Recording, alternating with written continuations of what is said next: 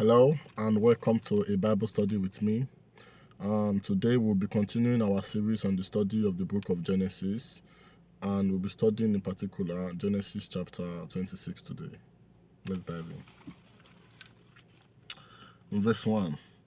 There was a famine in the land besides the first famine that was in the days of Abraham, and Isaac went to Abimelech, king of the Philistines, in Gerar. Then the Lord appeared to him and said, "Do not go down to Egypt. Live in the land of which I shall tell you. Dwell in this land, and I will be with you and bless you. For to you and your descendants I give these lands, and I will perform the oath which I swore to Abraham your father, and I will make your descendants multiply as the stars of the heaven. I will give to your descendants all this land, and in your seed all the nations of the earth shall be blessed, because Abraham obeyed my voice and kept my charges, my commandments, my statutes, and my laws." Okay. Verse 6. So Isaac dwelt in Gerar, and the men of the place asked about his wife, and he said, "She is my sister." For he was afraid to say, "She is my wife," because he thought, lest the men of the place kill me for Rebekah, because she is beautiful to behold. Now it came to pass, when he had been there a long time, that Abimelech, king of the Philistines, looked through a window and saw, and there was Isaac showing endearment to Rebekah his wife. Then Abimelech called Isaac and said, "Quite obviously she's your wife, so how could you say she's my sister?" And Isaac said to him, "Because I said, lest I die on account of her." And Abimelech said, "What is it that you have done to us? One of the people might have lain with her, and it would have brought guilt on us." So Abimelech charged all his people, saying, "He who touches this man or his wife shall surely be put to death." Okay. Let me quickly just do a quick recap from the beginning, because I want to really talk about this wife and sister talk. But so we're continuing from the last chapter after Jacob and Esau had the sale of birthright and all that, and now we're talking about Isaac, their father. In the land where they were before, there was famine, and he had to leave the land. Okay, he wanted to go towards Egypt, right? But on his way, God spoke to him that, "Don't go to Egypt. Go to a land I will show you," and all that. And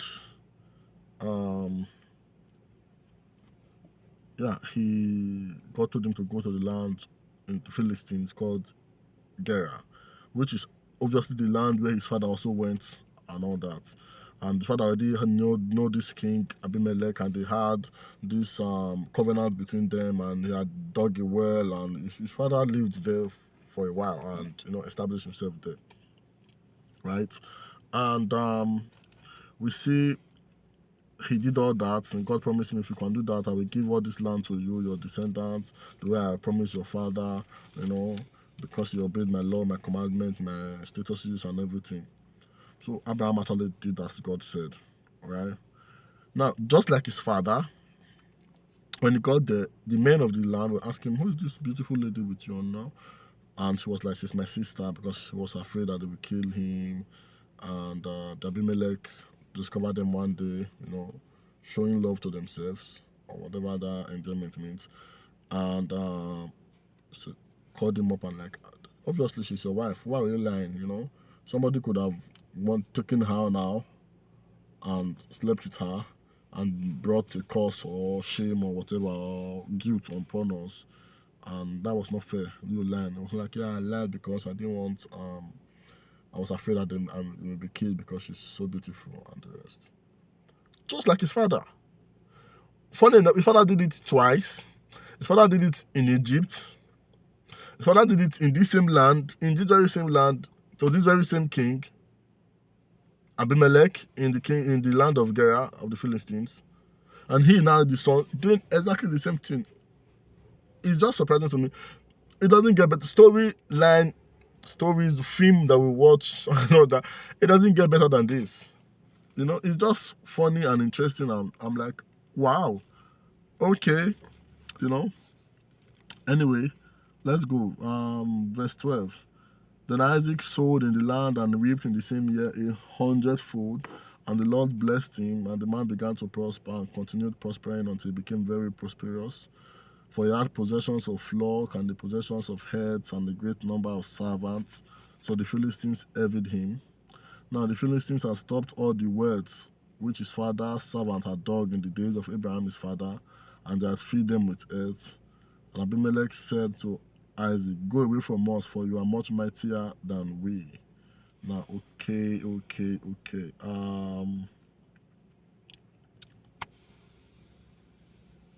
From what you just read, the Lord blessed him greatly, and he multiplied abundantly, had great possession. I'm even feeling he had even more than his father had, because up to the point where Abraham was there with Abimelech, they never had the discussion of, "Oh, you are too much, you are too greater than us, we don't want you anymore, go away," you know. No, that was not the case.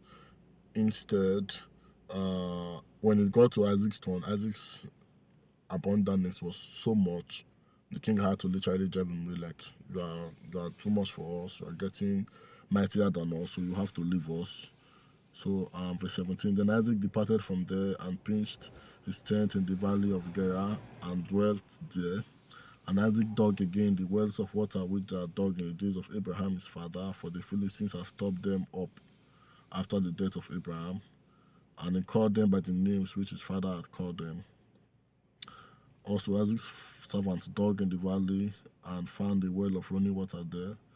But the herdsmen of Gerar quarreled with Isaac's herdsmen, saying, "The water is ours." So he called the name of the well Esek, because they quarreled with him. Then he dug another well, and they quarreled over that one also. So he called its name Setna.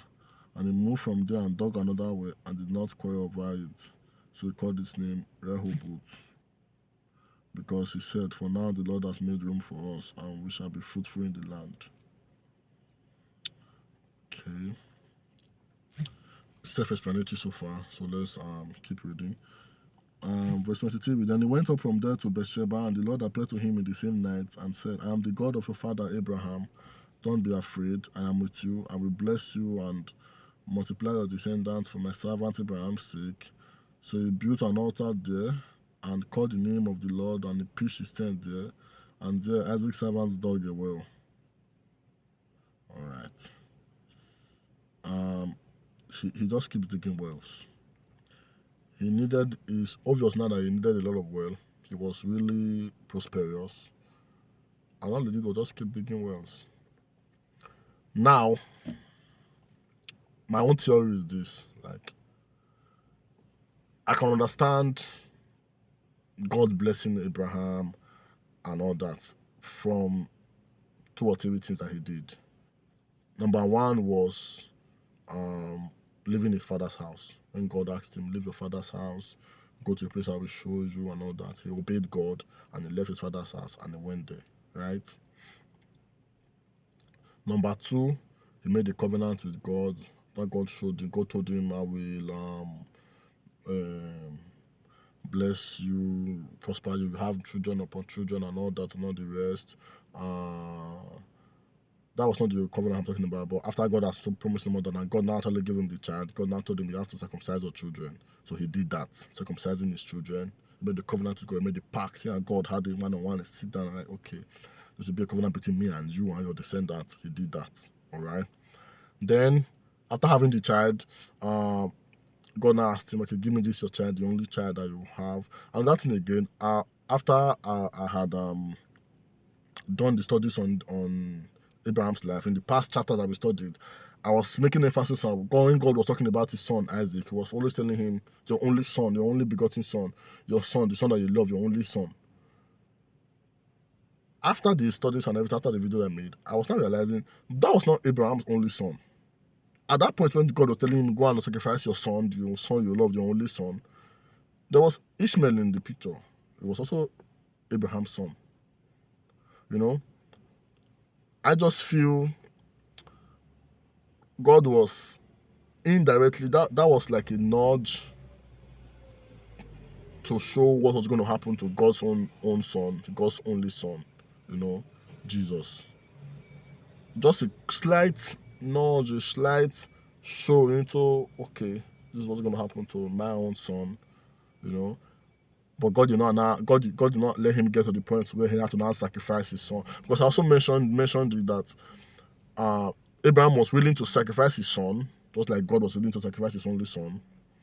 And his son was also willing to be sacrificed, because I also said Isaac was also willing to be sacrificed because his father was old, his father was not strong enough to now bind him up, and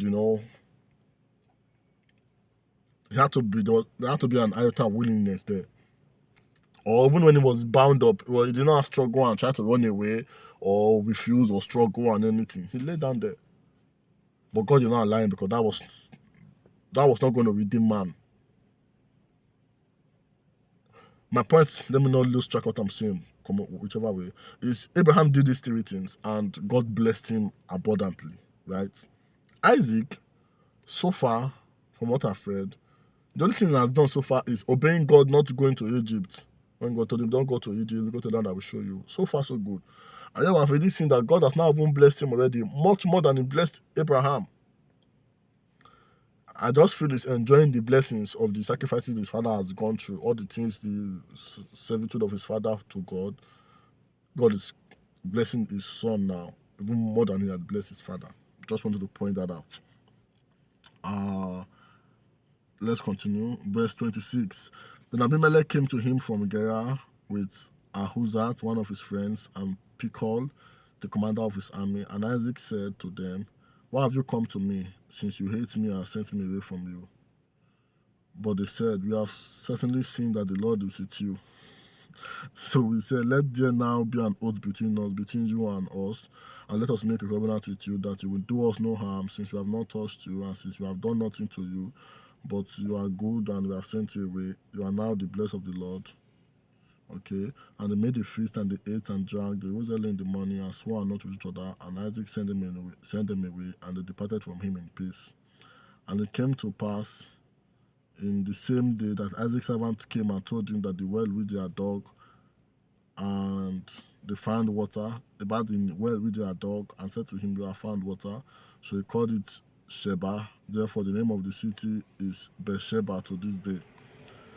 When Esau was 40 years old, he took his wife Judith, and the daughters of Beri the Hittite, and Basemath, the daughters of Elon the Hittite, and they were a grief of mind to Isaac and Rebekah. Okay, too many things are happening at the same time. First thing I want to point out, Abimelech,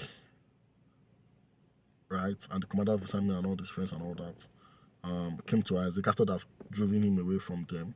They came to him and they're like, okay, we are sorry, because Isaac was like, why are you coming to me? You drove me away. And they were like, we're sorry, we have seen now that you are of God, God's blessing is with you and all the rest. Let's make a covenant with you. Don't hurt me, I will not hurt you, and all the rest. Quick note, side note, he also did the same thing with Abraham. He didn't drive Abraham per se, but he also made this agreement with Abraham when they were quarreling over the water and the well and everything. Isaac was even more tranquil. In the ocean, you drove me, okay, no problem. I dug well, no, that well is ours, no problem. I dug another well, no, that well is for me, okay, no problem. Kept on digging well. If they make issues about it, where he leave the wells for them, dig another way. He was not even having issues or quarreling or anything like that. He was just avoiding the issues and the quarrel. And they were able to notice God's blessing and God's hand in his life. And they made the covenant just the same way they made the covenant with his father. They made the covenant with him, and feasted and went away the next day. Right? But another thing that I'm seeing here is Beersheba. He named after one of the many wells in a dog.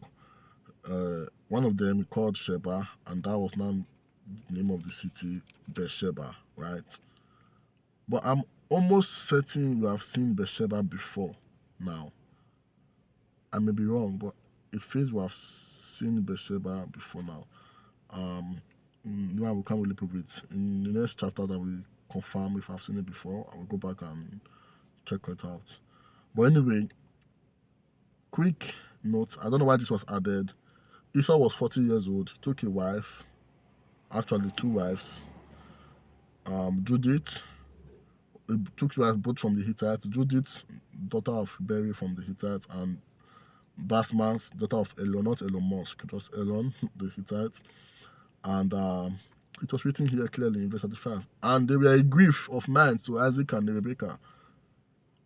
We don't know why it was stated there, but it is written here clearly.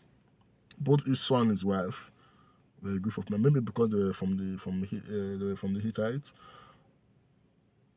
or not. We don't really know yet, but that's what is written so far.